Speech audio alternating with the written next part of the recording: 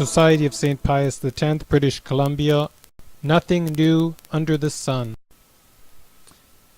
When we injure others, what else do we do but scatter dust into the air, which blinds our eyes, so that we see less of the truth, the more evil we speak about others. St. Gregory. Having been a priest of the Society of St. Pius X for now 30 years, I am beginning to think that nothing ever really changes, except the players on the stage of life. The Catholic Church over and over again must give the same answers to questions like, didn't the mother of Jesus have other children?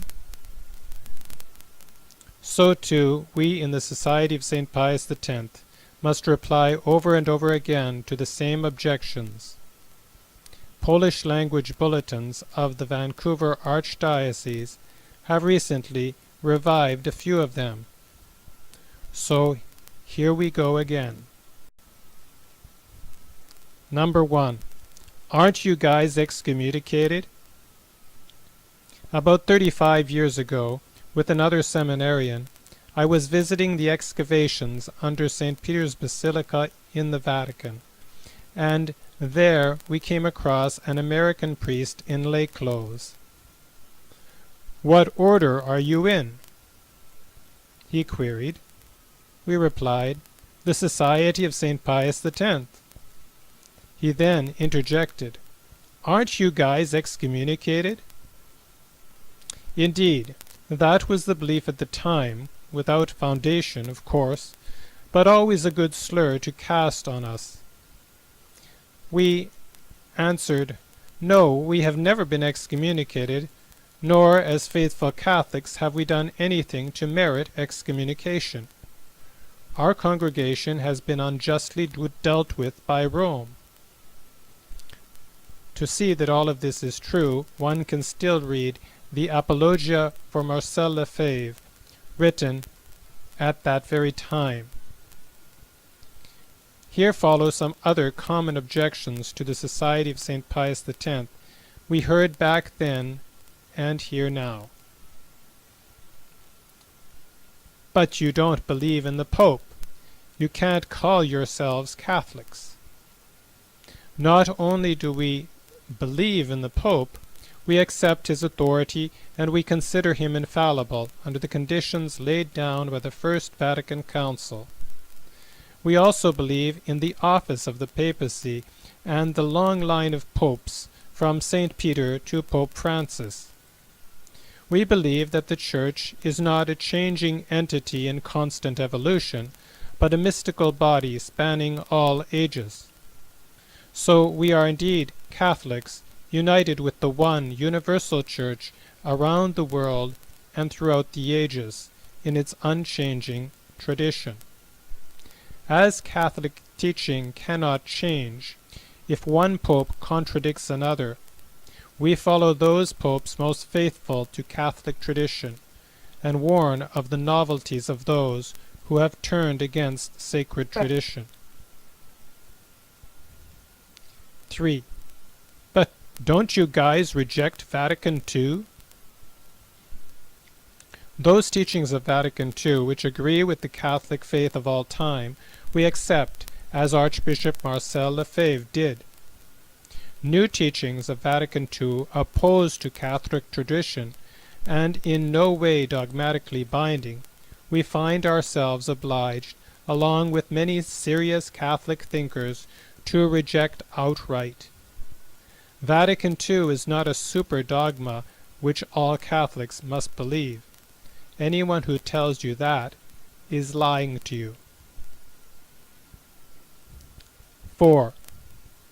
Haven't your bishops been excommunicated for creating a new church in 1988? Archbishop Lefebvre and the bishops he consecrated for the Society had no intention to create a new church. They were not the schismatics they were presumed to be by church authorities in 1988. If their consecration was made contrary to the letter of Canon 1382 of the 1983 Code of Canon Law, it can be proven through jurisprudence that no excommunication was incurred, either by Archbishop Lefebvre or by the bishops he consecrated. To be at least fair to the Society of St. Pius X on this matter, one may consult the book, The Case of Archbishop Lefebvre, Trial by Canon Law, by Charles P. Nemeth, M.S., J.D., LL.M. Number 5. But nevertheless, by the schismatic nature of your group, you and all the faithful who follow you are all excommunicated and automatically outside the Church by Canon 1384, paragraph 1. No, I am very sorry, that is simply a lie. It is true that all schismatics are automatically excommunicated by the noted canon. However, today in 2017, not all bishops and cardinals consider the Society of St. Pius X and its members to be schismatic, and therefore excommunicated. Otherwise, it wouldn't make sense that Pope Benedict XVI should have bothered to lift, in 2009, any possible excommunication incurred by society bishops at their consecration. If they were to remain nonetheless still excommunicated for their schism. No doubt some in the ranks of the episcopate and clergy hold on to this false belief of schism, rejected clearly by Pope Benedict. Are these bishops and priests themselves going against the papacy? One should be very careful before affirming the existence of a schism. Schism means that one has totally broken from the Pope and bishops and no longer recognizes their authority in the Church. Usually such bodies create a new church of their own, often under a new anti-pope, such as in the Great Schism of the Occident. This is not the case of the Society of St. Pius X, which simply opposes certain modernist teachings and tendencies contrary to sacred tradition, the sacred tradition of the Church. In fact, to break with tradition and past Church authorities in the Church would also constitute a schism. The famous theologian Francisco Suarez, 1548 to 1614, remarks that even the Pope himself could become a schismatic if he rejected all preceding tradition, thus breaking himself off from the Church of all time. But wait a minute, society priests are suspended and their confessions are invalid. Such was written in the Polish bulletins that we spoke of earlier in the beginning of this article. This is another gigantic lie. In his apostolic letter Misericordia et Misera of the 20th of November 2016, Pope Francis assured those faithful, notice he does not say those excommunicates, who attend churches of the Society of St. Pius X, that the priest there will have the faculty to hear valid confessions. Here is the quote of Pope Francis taken from the Vatican translation, paragraph 12 of the document Misericordia et Misera.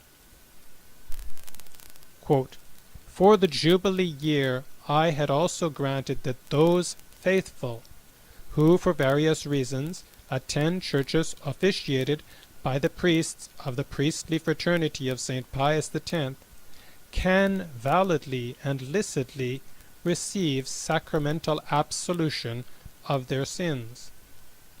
For the pastoral benefit of these faithful, and trusting in the goodwill of their priests to strive with God's help for the recovery of full communion in the Catholic Church, I have personally decided to extend this faculty beyond the Jubilee year until further provisions are made, lest anyone ever be deprived of the sacramental sign of reconciliation through the Church's pardon."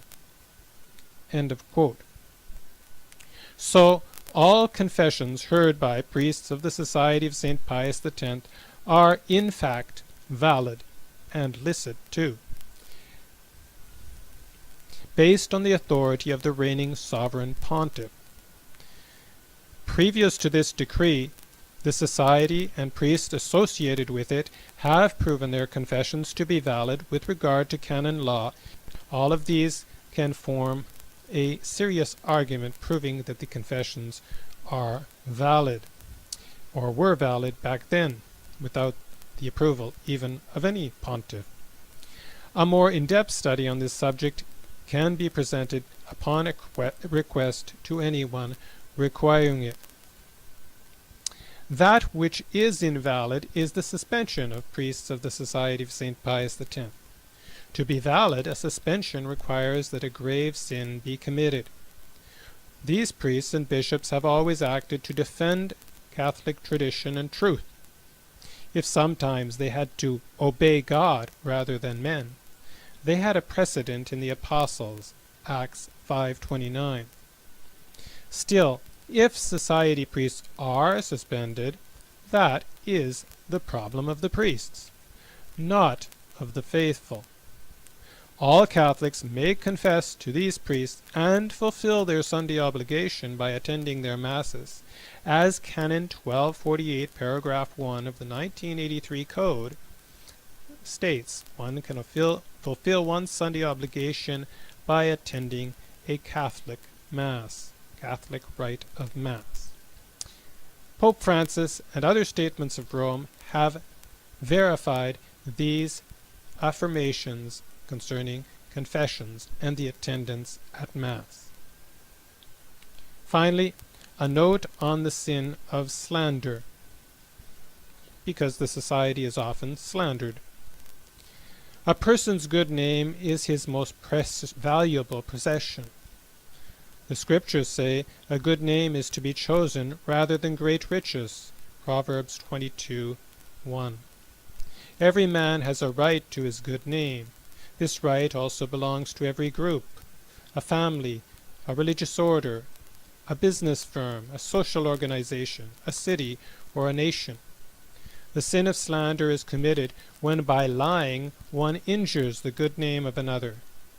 Slander is a sin against justice, charity, and truth, because it violates not only the honor due to another, but also the honor he has rightly earned by his moral character and conduct. Slander is a verdict of guilty pronounced in the absence of the accused, with closed doors, without defense or appeal by a disinterested and unprejudiced judge. The one who commits slander inflicts a wrong by slandering the absent. He who gives credit to the slander before he has investigated the truth is equally implicated. To exaggerate the faults of another, or to give out as certain what is uncertain or doubtful, is related to slander. The obligation to undo the harm caused by slander does not go away. Justice must be reestablished. Therefore, the good reputation slandered must be restored.